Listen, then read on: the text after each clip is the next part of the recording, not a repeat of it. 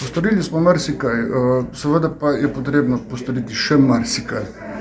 Predvsem nas čaka v letu 2026 popolna obnova našega spomenika, se pravi restavratorski posegi, sprememba in dopolnitev, lahko tudi rečem, vrnitev v prvotno stanje tudi podstavka in tako naprej in tako naprej.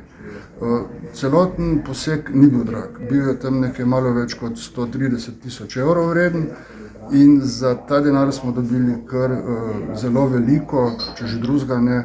Mesto je zopet dobilo pogled na svoj trg, na svoj spomenik in mislim, da je na splošno zadovoljstvo vseh občank in občanov.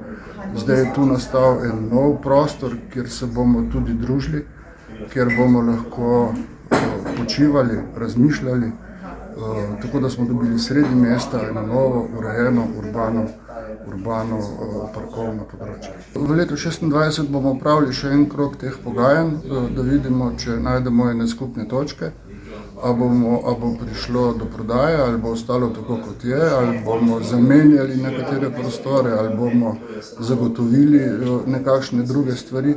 To je stvar seveda pogajanj, v tem trenutku ne moram reči, kako bo to potekalo, ampak namen pa je takšen.